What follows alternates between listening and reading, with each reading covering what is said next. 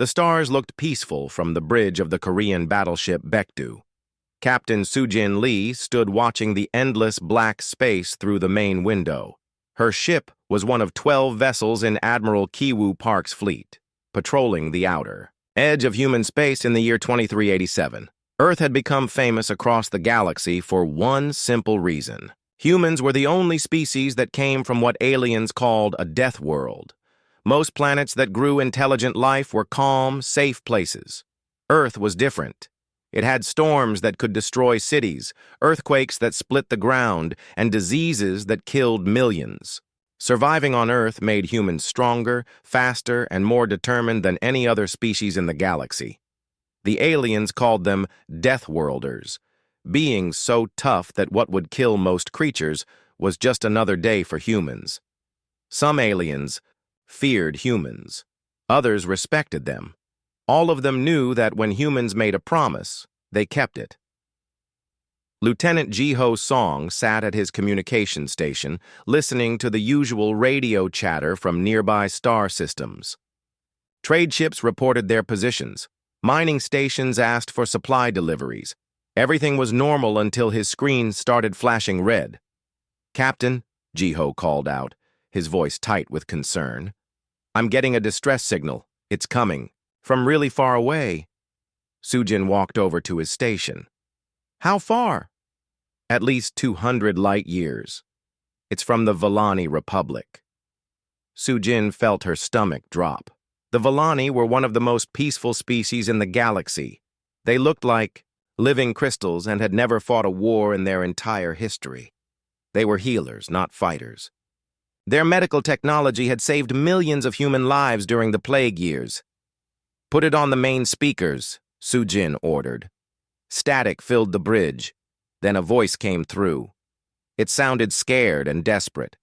The words were translated by the ship's computer into Korean. "This is Dr. Velarin of the Valani Republic. Our homeworld is under attack.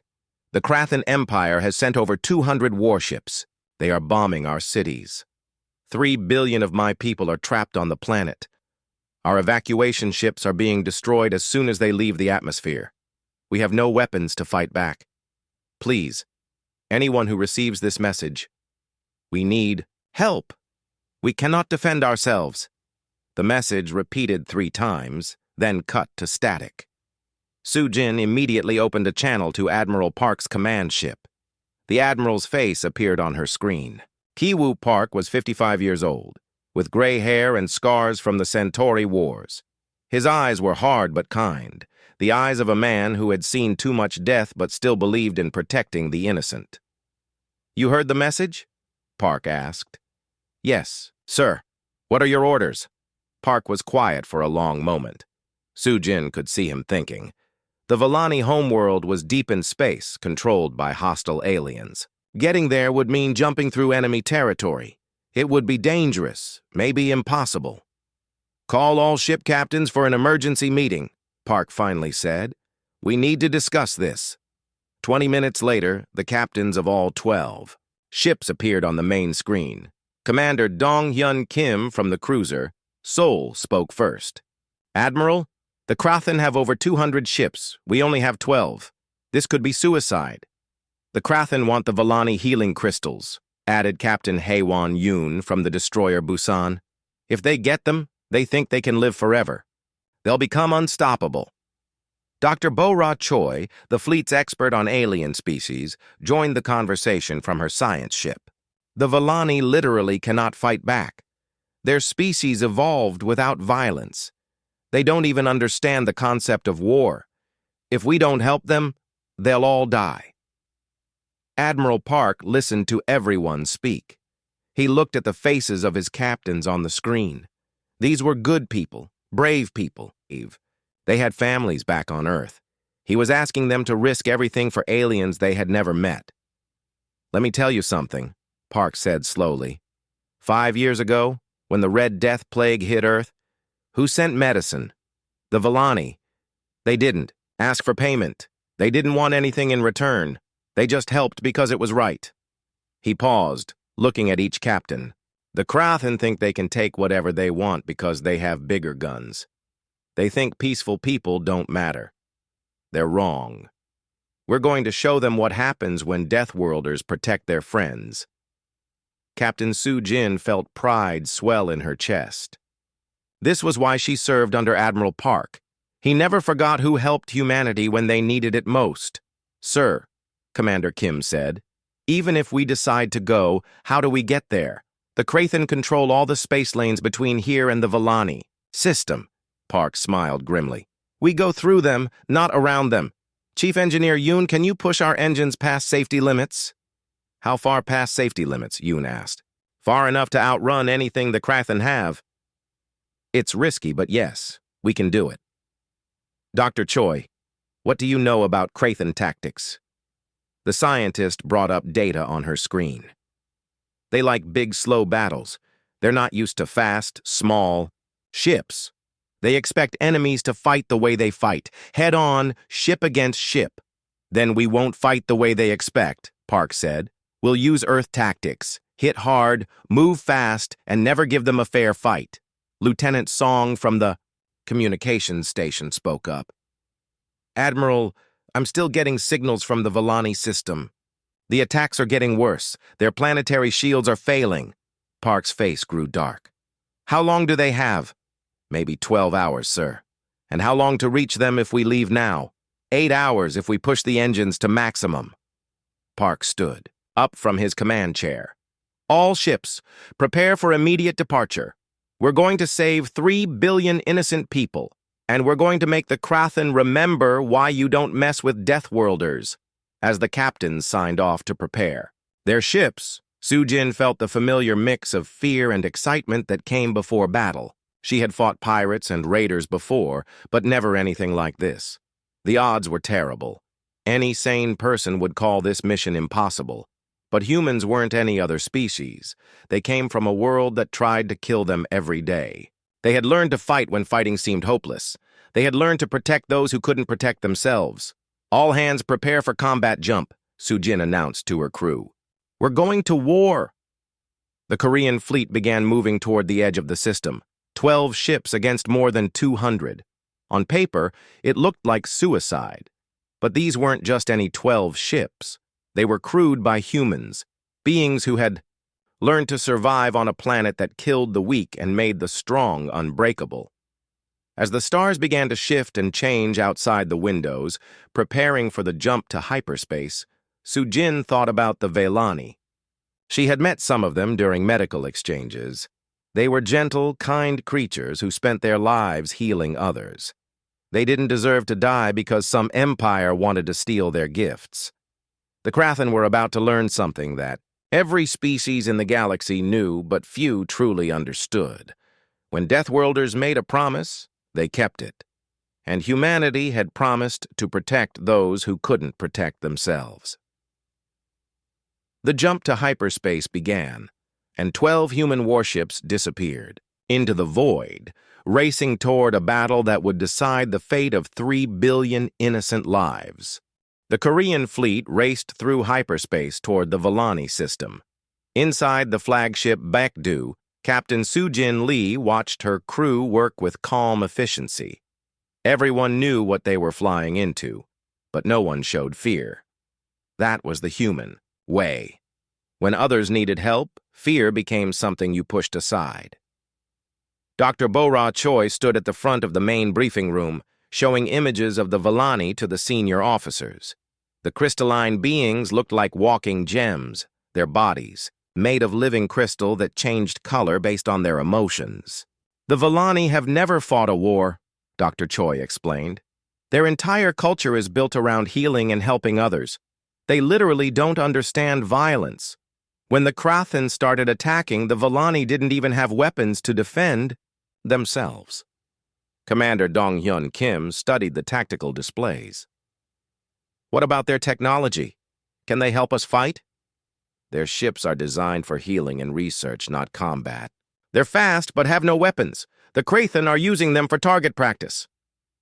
Admiral Park's voice came over the communication system. "All ships, we're approaching Krathen patrol routes. From now on, we stay quiet and move fast." "Chief Engineer," Haewon Yoon worked frantically in the engine room of the Baekdu. She had pushed the fusion reactors beyond their normal limits, squeezing every bit of speed from the massive ship. Warning lights flashed red, and the engine noise was louder than usual, but they were moving faster than any ship their size should be able to. "Engine temperature is in the danger zone," her assistant reported. "Keep it there," Yoon replied. "Those Vellani don't have time for us to play it safe." The fleet moved through space controlled by the Krathan Empire. This was enemy territory, filled with patrol ships and sensor stations. Getting caught here would mean fighting their way through the entire Krathan fleet before they even reached the Vellani homeworld. Lieutenant Ji-Ho Song monitored enemy communications from his station on the bridge. The Krathan used a simple radio system that wasn't hard to break into. What he heard made his blood run cold. "Captain," he called to Soo-jin, "I'm picking up Krathan military traffic. They're reporting the destruction of another Vellani evacuation convoy. 40 ships destroyed, no survivors." Soo-jin felt anger burn in her chest. The Krathan weren't just attacking military targets. They were hunting down helpless refugee ships, killing families trying to escape. "Any word on the planetary bombardment?" she asked. "Yes, ma'am. They're targeting population centers. The Krathan commander is bragging about how many cities he's destroyed today." Dr. Choi looked sick. "How can anyone be proud of killing innocent people?" "Because they're not people to the Krathan," Commander Kim answered grimly. "The Krathan see other species as resources to be used or obstacles to be removed. They don't understand mercy." The fleet's sensors detected movement ahead. 3 Krathan patrol ships were crossing their path. Admiral Park's voice came through the communications immediately. "All ships, prepare for silent running. Do not engage unless fired upon." The Korean ships powered down their engines and drifted through space, hoping to avoid detection. The Krathan patrols were looking for large enemy fleets, not a small group, of ships running with minimal power. For 10 tense minutes, the 2 groups of ships passed within a few thousand kilometers of each other. Soo-jin could see the Krathan vessels on her main screen. Ugly, black ships covered in weapon systems. They looked like someone had built them for the sole purpose of destroying other ships. "Krathan ships are moving away," reported the sensor officer. "We're clear." The fleet powered back up and continued toward the Vellani system. But 30 minutes later, they weren't so lucky. "Contact!" the sensor officer called out. "Krathan destroyer dead ahead! It's seen us!" The enemy ship immediately started transmitting an alarm signal to the rest of the Krathan fleet. Admiral Park had to make a quick decision. If they let the ship report their position, the entire Krathan Navy would be waiting for them at the Vellani system. "Seoul and Incheon, engage and destroy. All other ships, maintain course." Commander Kim's cruiser. Seoul and the destroyer Incheon broke away from the main fleet. The Krathan ship was bigger than either of them, but it was alone and surprised. The Korean ships attacked from 2 different directions, using their superior speed to avoid the Krathan's heavy weapons. The enemy ship turned to fire on the Seoul, giving the Incheon a clear shot at its engines.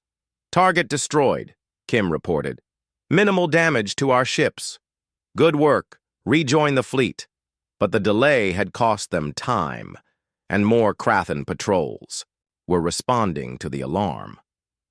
For the next 2 hours, the Korean fleet played a deadly game of hide-and-seek through the dark space between stars.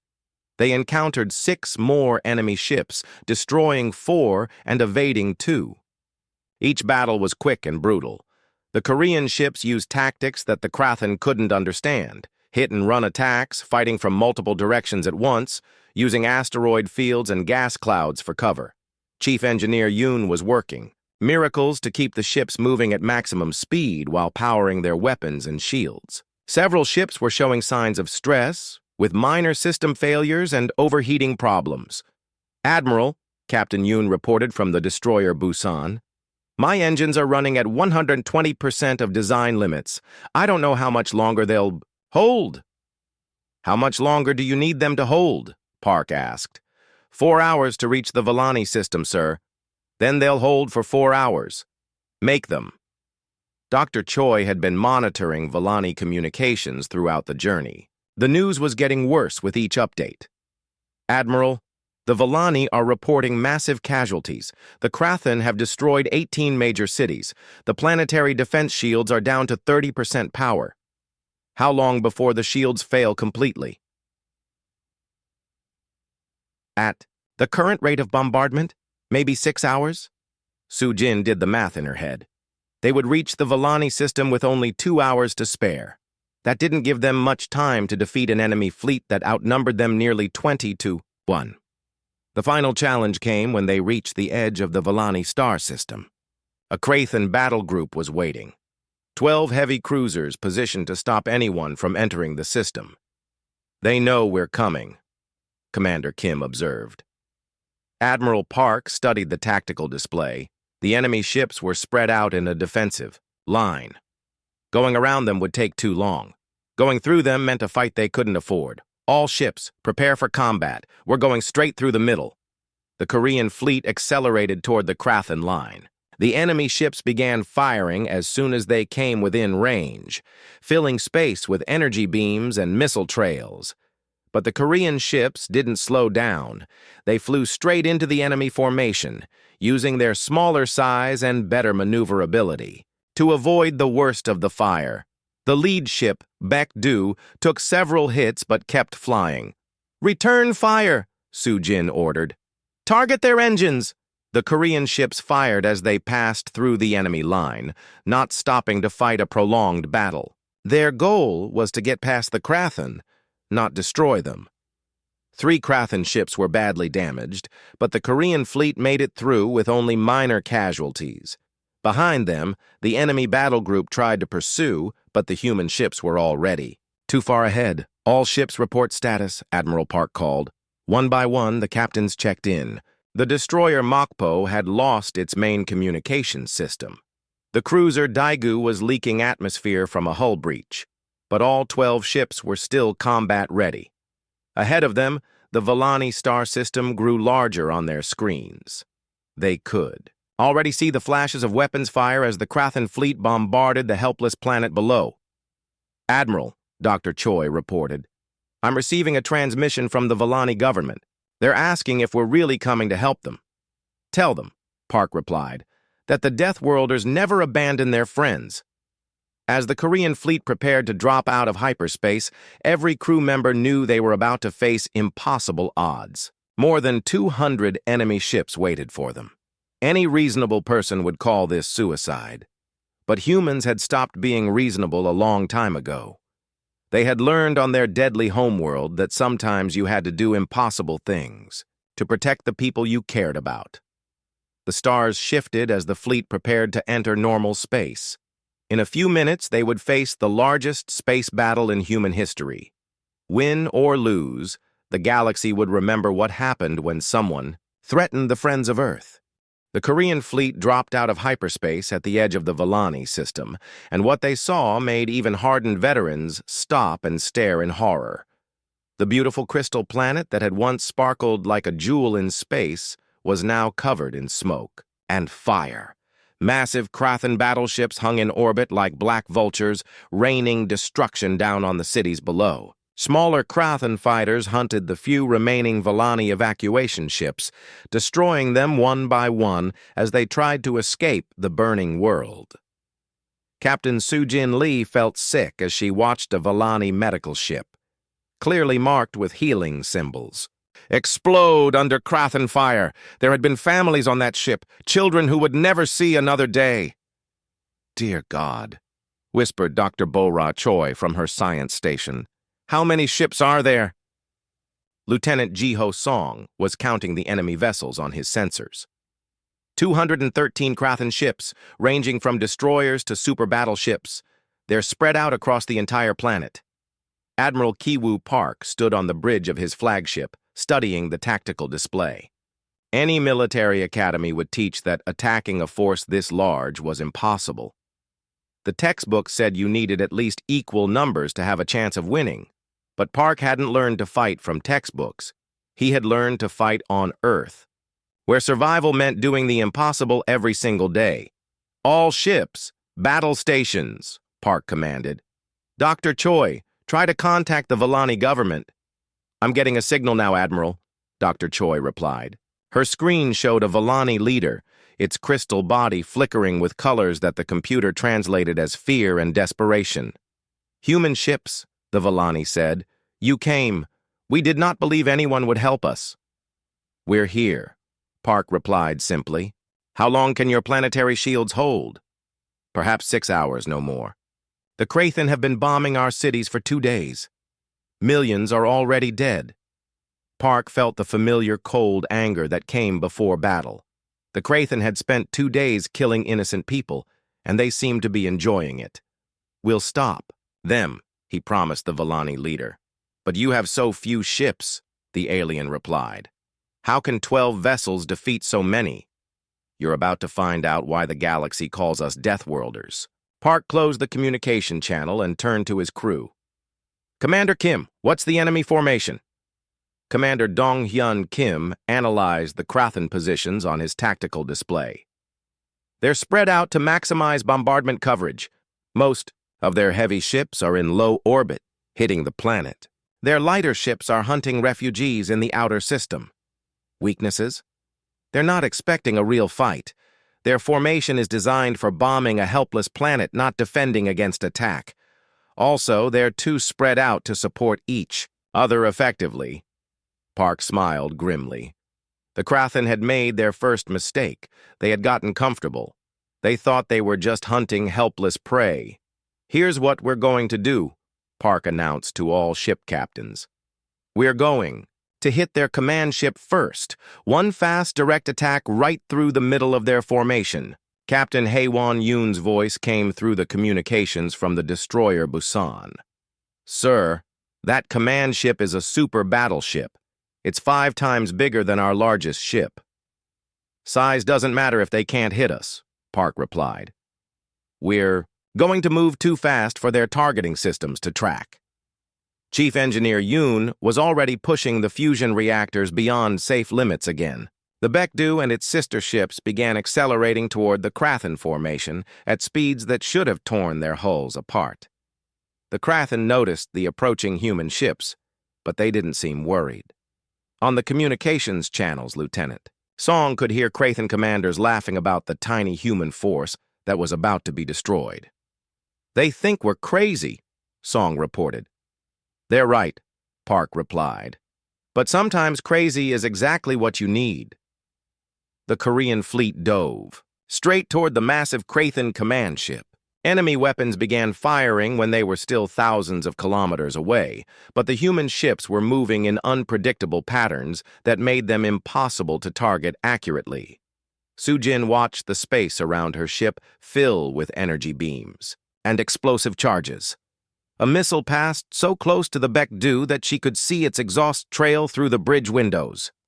All ships, open fire, Park commanded. The Korean ships unleashed their weapons at the Krathen command vessel.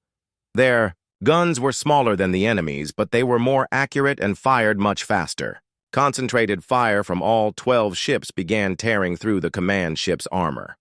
The Krathen super battleship tried to turn its main guns on the attacking humans, but the Korean ships were moving too fast and changing direction too often. The massive enemy weapons couldn't rotate fast enough to track them. Their shields are down, Commander Kim reported. Continue firing! The Korean fleet circled the command ship like wolves attacking a giant, hitting it from all sides while staying too close for the other Krathen ships to fire without hitting their own vessel. After 5 minutes of concentrated attack, the Krathen command ship's fusion reactor went critical. The explosion lit up space like a new star, taking out 3 nearby Krathen destroyers and damaging several others. The destruction of their command ship sent shockwaves through the Krathen fleet. For the first time in the battle, their coordinated bombardment stopped as ship captains tried to figure out what was happening. Phase 1 complete, Park announced. Now comes the hard part. Dr. Choi was monitoring communications from the planet. Below. Admiral, the Vellani are reporting that the bombardment has stopped. They're asking what happened. Tell them we're just getting started. The loss of their command ship had confused the Krathen, but they still had over 200 ships remaining. Now those ships were turning away from the planet to face the human fleet. Park studied the new tactical situation. Without their command ship, the Krathen fleet was operating independently, with each captain making his own decisions. That made them less coordinated, but also less predictable. "Sir," Commander Kim called out, "enemy fleet is regrouping. They're forming attack squadrons." "How? Long before they reach us?" 15 minutes for the fastest ships. Park made another decision that would have horrified military strategists. Instead of staying together where his ships could support each other, he ordered the fleet to split up. All ships, break formation. Attack targets of opportunity. Stay mobile. Hit hard, and don't get caught in a standing fight. The Korean ships scattered across the system like a pack of hunting wolves. Each ship began attacking different parts of the Krathen fleet, never staying in one place long enough for the enemy to concentrate their fire. Captain Sujin took the Baekdu toward a group of Krathen heavy cruisers that had been bombing Volani cities. Her ship was outnumbered 4-1, but she used the planet's gravity to slingshot around its moons, building up speed for surprise attacks. The Krathen cruisers tried to intercept her, but they were designed for slow, methodical warfare. They couldn't match the wild, three-dimensional combat style that humans had learned from living on a world that tried to kill them every day. Sujin's first attack run destroyed one cruiser and badly damaged another. She immediately changed course and dove toward the planet's surface, using the atmosphere to hide from enemy sensors before popping up behind a third cruiser and destroying its engines. Across the system, similar scenes were playing out as Korean. Ships used every dirty trick they had learned in decades of fighting pirates, raiders, and hostile aliens. They used asteroid fields for cover, hid behind space debris, and attacked from directions that the Krathen never expected. The destroyer Mokpo actually rammed a Krathen battleship, something so insane that the enemy couldn't believe it was happening. The collision destroyed both ships, but it also created a massive debris field that blocked enemy sensors and gave other Korean ships cover for their attacks. After 2 hours of chaotic battle, the impossible was happening. The Krathen fleet, which had seemed unstoppable, was beginning to break apart. Ships that had been confidently bombing a helpless planet were now running from human attackers that seemed to be everywhere at once. Dr. Choi was amazed by what she was seeing on her sensors. "Admiral, we've destroyed or disabled over 60 enemy ships. The rest are starting to retreat." "Don't let them regroup," Park ordered. "Press the attack." But even as the Korean fleet continued its assault, Park knew this was only the beginning. The Krathen still had nearly 150 ships remaining, and now they knew they were in a real fight. The enemy fleet was pulling back to the outer edge of the system, forming a defensive line. They had learned to respect the human ships, but they weren't. "Giving up! All ships, report status," Park called. The responses weren't good. The Soul had lost its main weapons. The Incheon was running on emergency power. 3 ships had major hull breaches, and every ship was low on ammunition. But they had done something that should have been impossible. 12 human ships had faced over 200 enemy vessels and forced them to retreat. The Volani planet was safe for now, but the war was far from over. The battle had been raging for 3 hours, and space around the Volani homeworld looked like a graveyard. Broken ships drifted in the darkness, their hulls torn open and their lights gone forever. Most of the wrecks belonged to the Krathen, but some were Korean vessels that had paid the ultimate price for protecting innocent lives. Admiral Kiwoo Park stood on the bridge of the Baekdu, watching his tactical display with growing concern. His fleet had performed miracles, destroying over 70 enemy ships, but they were paying a heavy cost. The Mokpo was gone, destroyed in a ramming attack that took out a Krathen battleship. The Daegu was limping away with major damage to its reactor core. "Status report," Park commanded. Commander Dong Hyun Kim's voice came through the communications, strained but determined. "The Soul has lost main weapons and life support on 3 decks. We're still operational, but barely." Captain Haewon Yoon reported next from the Busan. My engines are running at 140% capacity. The fusion core is showing signs of stress fractures. I can give you maybe 2 more hours at this speed. Chief Engineer. Yoon from the flagship added her own concerns. Admiral, we're pushing these ships beyond anything they were designed for. We're going to start losing vessels to mechanical failure soon. Park knew she was right. Human engineering was tough, but even the best technology had limits. His ships had been fighting and running at maximum power for hours. Metal could only take so much stress before it broke, but the Krathen weren't giving up.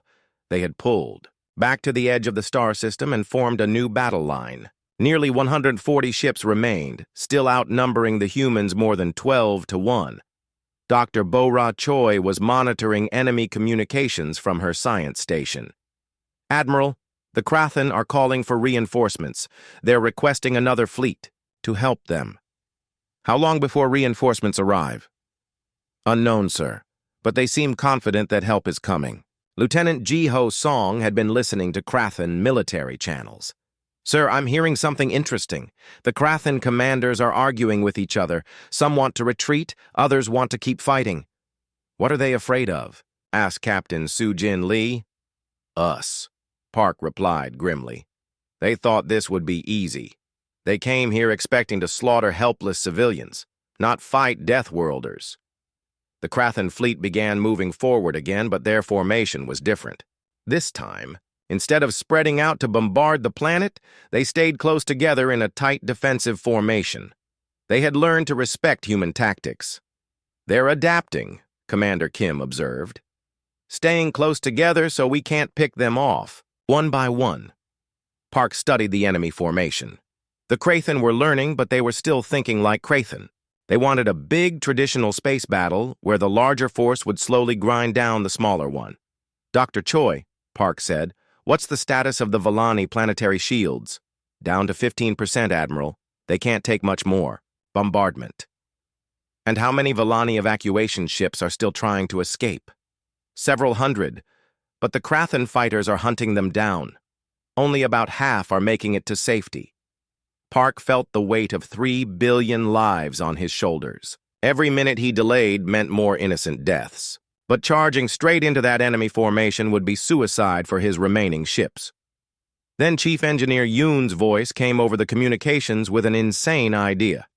Admiral, what if we don't fight their formation at all? What if we go around it? Explain. The Krathen are focused on protecting themselves from our ships, but they're not watching the planet. If we could somehow cause a distraction, maybe one ship could get close enough to the planet to make a difference. Park looked at his tactical display with new eyes. The Krathen formation was indeed focused outward, protecting against attacks from space. They weren't watching for threats that might come from the planet itself. Dr. Choi, he said slowly, tell me about Vellani technology. Do they have anything that could be used as a weapon? Admiral, the Vellani don't have weapons. Their entire culture is based on healing and peace. That's not what I asked. Do they have technology that could be dangerous if used differently? Dr. Choi thought for a moment. Well, their healing crystals focus energy. They use them to repair damaged tissue at the cellular level, and their power plants use crystal resonance to generate electricity. Could those crystals be made to explode? Theoretically, yes. If you overloaded them with enough energy, they would release all their stored power at once. But Admiral, the Vellani would never agree to weaponize their healing technology. They might if it's the only way to save their people. Park opened a channel to the Vellani government. The crystal being that appeared on his screen was clearly exhausted, its body flickering weakly. Human Admiral, the Vellani said, we are grateful for your sacrifice, but our situation is hopeless. Perhaps you should save your remaining ships and evacuate as many of our people as possible. Not yet, Park replied. I have an idea, but I need your help. Can your people overload your healing crystals to create explosions? The Vellani's body flashed with colors that the computer translated as shock and horror. Admiral, those crystals are sacred to us. They represent everything we believe about preserving life. Right now, they might be the only way to preserve the lives of your people. The Volani leader was quiet for a long moment. What do you need us to do? Gather every crystal you can find. Set them to overload when I give the signal. We're going to give the Krathen something to think about. While the Volani prepared their crystals, Park explained his plan to his remaining ship captains. It was desperate and dangerous, but it might be their only chance. The Korean fleet began moving toward the Krathen formation, but this time they didn't spread out. They stayed in a tight group, making themselves look like an easy target. The Krathen took the bait. Seeing the human ships bunched together, they concentrated their fire, trying to destroy the entire Korean fleet at once. Space filled with energy beams and missiles as 140 Krathen ships fired everything they had at the approaching humans. The Korean ships' shields flared as they absorbed tremendous damage.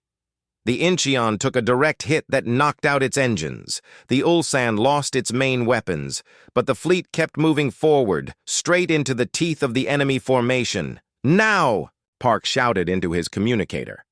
On the planet below, thousands of Volani activated their healing crystals simultaneously. The overloaded crystals exploded in a chain reaction that lit up the entire planet's surface. The explosions weren't large enough to damage the planet, but they created an electromagnetic pulse that disrupted every electronic system in the star system. For 30 seconds, every ship, Korean and Krathen alike, lost power to their weapons and shields. In that brief window, the Korean fleet punched through the Krathen formation and scattered on the other side. When the electromagnetic pulse faded and power returned, the tactical situation had completely changed. The Korean ships were now inside the Krathen formation, too close for the enemy's heavy weapons to target effectively. What followed was the most chaotic space battle in recorded history. Ships fought at point-blank range, ramming each other when their weapons ran out of ammunition. The Soul used its damaged weapons to set off a chain reaction that destroyed an entire squadron of Krathen cruisers. Captain Soo-jin found herself commanding the Baekdu in a knife fight with 3 Krathen destroyers. Her ship was badly damaged, but she used debris from destroyed vessels as weapons, literally throwing chunks of metal at enemy ships using her ship's tractor beam. Chief Engineer Yoon performed impossible feats of engineering, keeping damaged systems running through pure determination and creative repairs. When the main weapons failed, she rigged the ship's industrial equipment to fire mining charges at enemy vessels. The battle lasted another 2 hours, with ships on both sides fighting until they literally couldn't fight anymore. When it finally ended, the space around the Volani homeworld was filled with the wreckage of over 100 ships. Of the original Krathen fleet of 213 vessels, only 48 remained operational. Most of those were damaged and trying to retreat. The Krathen Empire's invasion force had been destroyed by 12 human ships and the desperate courage of the Volani people. But the victory had come at a terrible cost. Of the Korean fleet, only 6 ships were still functional. The others were either destroyed or so badly damaged they couldn't fight. Admiral Park looked around his bridge at his exhausted crew. They had done the impossible, but they weren't finished yet. Those 48 remaining Krathen ships were still a threat, and reinforcements might be coming. "All ships," he said tiredly, "prepare for pursuit. We're going to finish this." Captain Soo-jin looked at her admiral with something approaching awe. Even after everything they had been through, he wasn't going to let the surviving Krathen escape to threaten other worlds. The remnants of the Korean fleet began moving toward the retreating enemy ships. They were outnumbered 8-1 now, but they were still Deathworlders, and Deathworlders never gave up. The space around the Volani homeworld looked like a battlefield from humanity's worst nightmares. Broken ships drifted everywhere, their hulls cracked open and bleeding atmosphere into the void. Emergency lights blinked weakly on vessels that would never fly again. The silence was broken only by distress signals from ships on both sides, calling for help that might never come. Admiral Kiwoo Park stood on the bridge of the Baekdu, studying what remained of his fleet. 6 ships out of 12 were still able to fight, but even those were held together by emergency repairs and the sheer determination of their crews. The Sol had lost main power and was running on backup systems. Commander Dong Hyun Kim's voice came through the communications, crackling with static from damaged equipment. "Admiral, we're operational but barely. Half my crew is working on emergency repairs. We can fight, but not for long." Captain Haewon. Yoon's report from the Busan was even worse. "My fusion reactor is showing critical stress warnings. Chief Engineer says we have maybe 30 minutes before complete shutdown." The cruiser Gwangju had lost its main weapons entirely and was using mining equipment as makeshift guns. The destroyer Pohang was leaking atmosphere from 3 hull breaches, its crew working in emergency suits to keep fighting, but Admiral Park wasn't looking at his damaged ships. He was watching the 48 Krathan vessels that were trying to retreat to the edge of the star system. Those ships were wounded too, but they were still dangerous.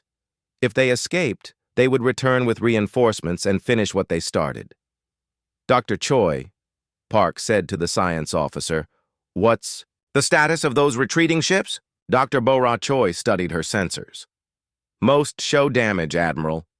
They're moving slowly and staying together for protection. I think they're as hurt as we are. But they're still heading for the system edge?" "Yes, sir. If they reach the hyperspace jump point, they'll escape." Lieutenant Ji-ho Song had been monitoring enemy communications throughout the battle. "Admiral, the Krathan are calling for immediate evacuation. They're requesting emergency medical ships and fleet reinforcements." "How long before help arrives?" "Unknown, sir, but they seem desperate." Park made a decision that would have shocked any military strategist. Instead of letting his damaged fleet rest and recover, he ordered them to pursue the retreating enemy. "All ships, maximum speed. We're going after them." Captain Soo-Jin Lee looked at her admiral with concern. "Sir, our ships are barely holding together. Pushing them harder might cause complete system failures. If we let those ships escape, they'll come back with friends. This ends here, today." Chief Engineer Yoon's voice came through the ship's internal communications. "Admiral, I can give you one more push, but it'll probably destroy the fusion core. We won't be going home under our own power." "Do it." The remaining Korean ships began accelerating toward the retreating Krathan fleet. Behind them, the Villani planet was finally safe, its people beginning the long process of rebuilding their shattered world. The chase through the outer system became a race between determination and mechanical failure.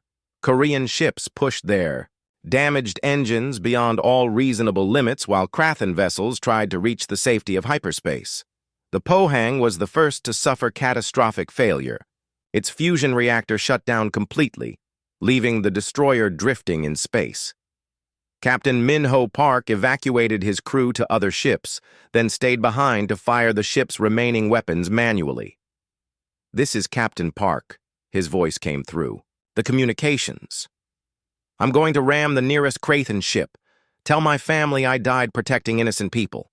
The Pohang slammed into a Krathan cruiser at full speed, destroying both vessels in a brilliant explosion that lit up the darkness of space.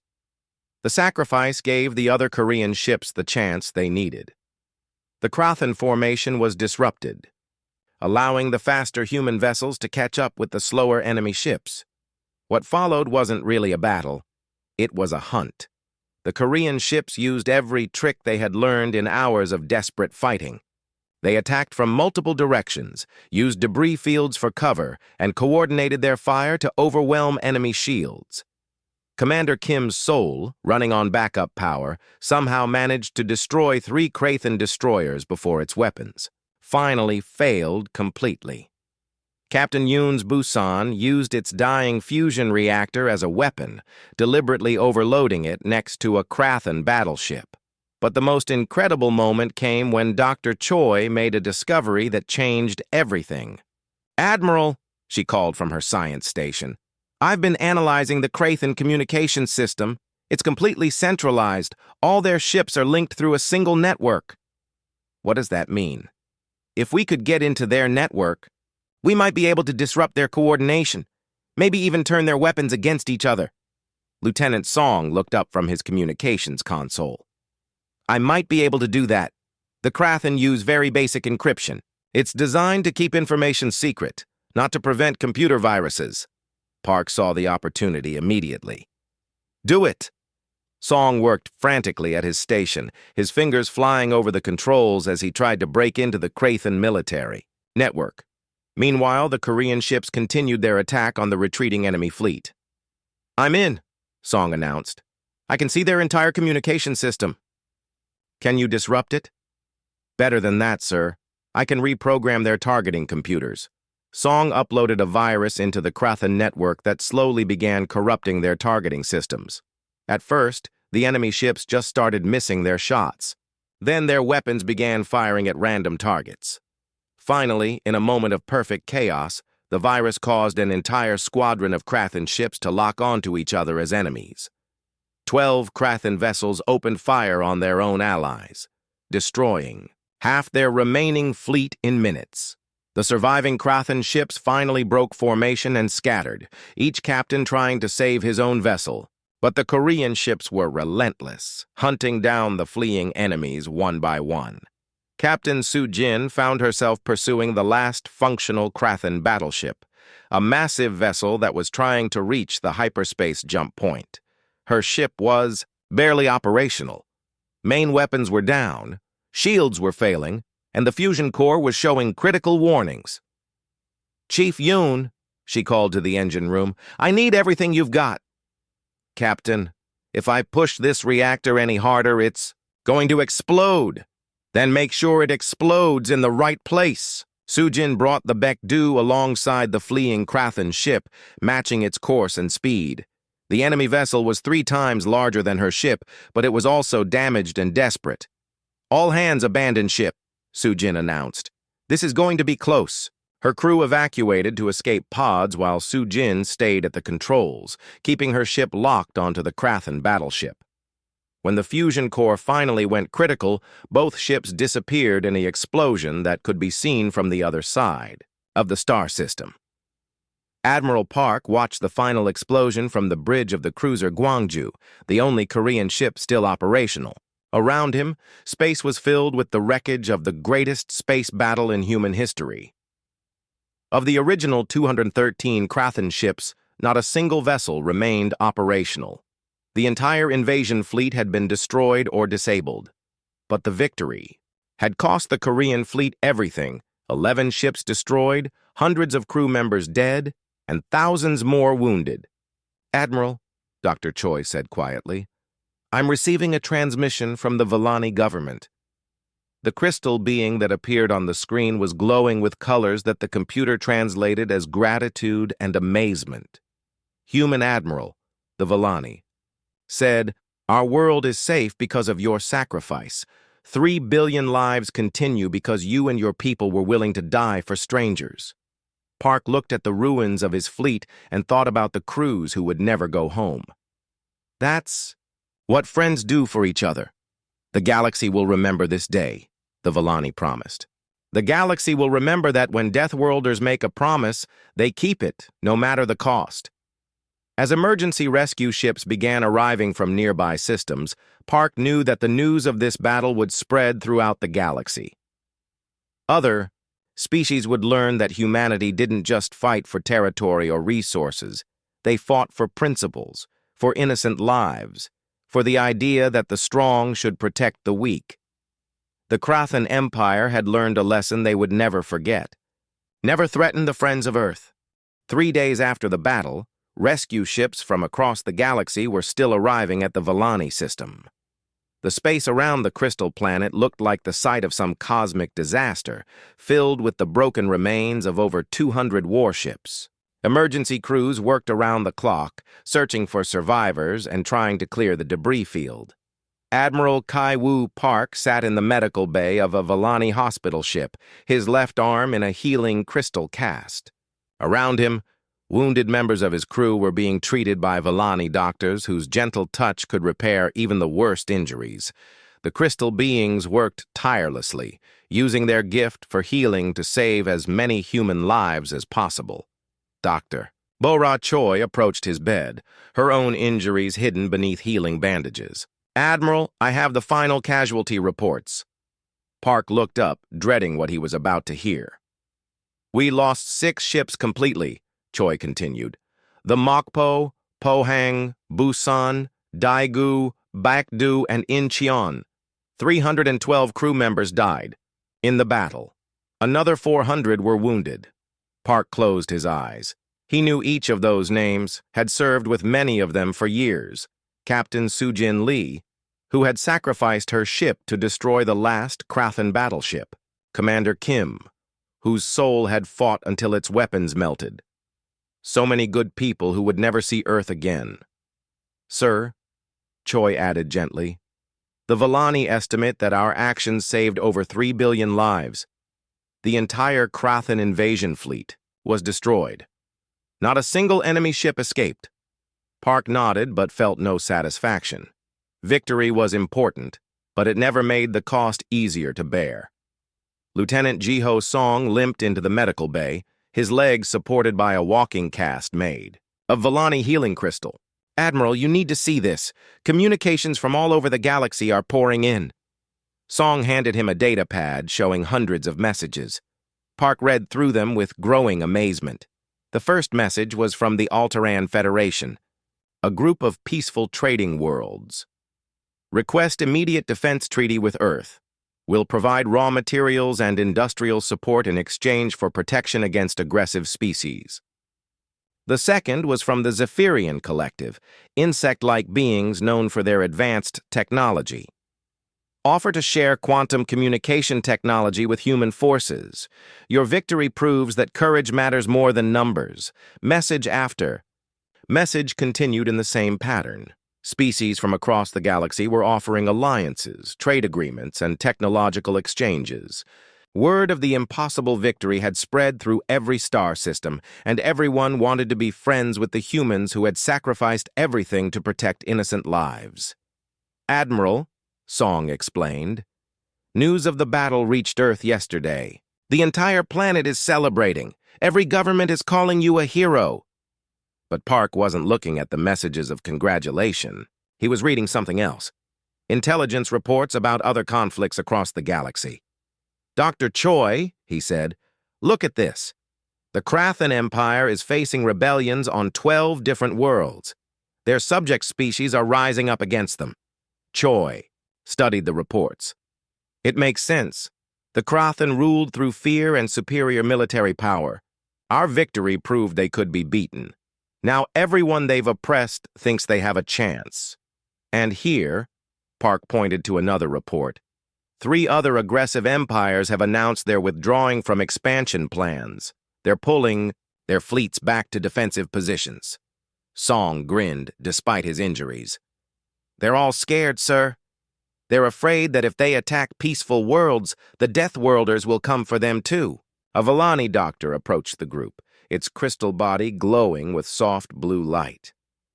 "Admiral Park, the Planetary Council requests your presence for an important ceremony." An hour later, Park found himself standing in the rebuilt council chamber of the Villani capital city. The crystal spires around him sparkled with rainbow light, and the air hummed with the gentle music that Villani architecture naturally created. The chamber was filled with representatives from dozens of alien species. Many had traveled for days just to attend this ceremony. Park recognized ambassadors from the Centauri Republic, the Andromedan Union, and even the normally reclusive Etherian Collective. The Villani High Counselor, an ancient crystal being whose body contained the wisdom of centuries, spoke in a voice like wind chimes. "Admiral Ki-Woo Park of Earth," the counselor said, "you and your crew have done something that we thought was impossible. You faced an enemy that outnumbered you 20-1, and you won through courage, sacrifice, and determination." The counselor gestured to a floating crystal podium where a small device rested. "This is a resonance of memory, a crystal that will preserve the story of this battle for all time. Every Valani child will learn about the day humans came to save our world. Park stepped forward to accept the crystal, but the counselor wasn't finished. More than that, the being continued, your actions have changed the entire galaxy. 3 empires have announced they are abandoning their expansion plans. 12 subject worlds have declared independence from their oppressors. The balance of power has shifted because people now know that the strong can be defeated when they prey on the weak. An ambassador from the Alteran Federation stood up. On behalf of 47 peaceful worlds, I formally request that Earth establish a galactic protection force. We offer our industrial capacity and resources to support human fleets in defending innocent life throughout the galaxy. Other ambassadors rose to make similar offers. Technology, raw materials, manufacturing capacity, scientific knowledge, species from across the galaxy wanted to contribute to humanity's ability to protect the weak. Park looked around the chamber, at all the alien faces watching him expectantly. They wanted him to say yes, to commit Earth to becoming the galaxy's protector. It was a huge responsibility, one that would mean more battles, more sacrifices, more good people dying far from home. But Park thought about Captain Sujin, who had given her life to stop the last enemy ship. He thought about the crews of the Mokpo and Pohang, who had rammed enemy vessels to protect innocent civilians. He thought about Chief Engineer Yoon, who had pushed fusion reactors beyond their limits because 3 billion lives were at stake. People had died believing that the strong should protect the weak, that advanced technology and military power should be used to defend those who couldn't defend themselves. They had died as deathworlders, but more importantly, they had died as humans. On behalf of Earth and the human species, Park said formally, we accept the responsibility of galactic protection. We will defend peaceful worlds against those who would conquer them. We will stand between the innocent and those who would do them harm. The chamber erupted in sounds of approval from dozens of different species. Some applauded, others made humming noises, and a few flashed lights in complex patterns. But they all meant the same thing: hope. Dr. Choi approached Park as the ceremony ended. Admiral, do you really think we can do this? Protect the entire galaxy? Park looked out through the crystal windows at the stars beyond. Somewhere out there, other aggressive species were planning conquests. Other peaceful worlds were living in fear. Other innocents would need protection. We're humans, Park replied, simply. We come from a world that tries to kill us every day, and we survive by learning to help each other. If we can survive Earth, we can handle anything the galaxy throws at us. Lieutenant Song joined them, still limping but grinning. Sir, I just received a message from Earth Fleet Command. They're commissioning 50 new ships based on the lessons learned from this battle. They want you to command the new Galactic Protection Fleet. Park thought about going home to Earth, to the familiar gravity and blue skies of humanity's birth world. But he also thought about the Valani children who would grow up free because humans had been willing to fight for them. Tell Fleet Command I accept, he said. But first, we need to finish search and rescue operations here. Every crew member who can be saved will be saved. As the days passed, the story of the Battle of Valani spread throughout the galaxy. It became legend among peaceful species and a nightmare for aggressive empires. Children on 100 worlds learned about the 12 ships that faced impossible odds and won through courage and sacrifice. The Krathan Empire never recovered from the loss of their entire invasion fleet. Their subject worlds rebelled one by one, and within a year, the empire had collapsed completely. Other aggressive species learned to be more careful about who they attacked, always wondering if the Deathworlders might come for them next. But the most important change was in how the galaxy viewed humanity. No longer were humans seen as just another warlike species. They were protectors, guardians who would sacrifice everything to defend the innocent. Admiral Park kept the Vellani crystal on his desk in his new office aboard the flagship of the Galactic Protection Fleet. Sometimes he would touch it and remember the friends he had lost in that distant star system. But he would also remember what they had died for. The idea that in a galaxy full of predators, someone had to stand up for the prey. The galaxy was a safer place because of what 12 human ships had accomplished. And as long as humans remembered, the lesson of Vellani, that the strong must protect the weak, it would remain safe. Somewhere in the darkness between the stars, other threats were stirring. Other innocents would need protection. B.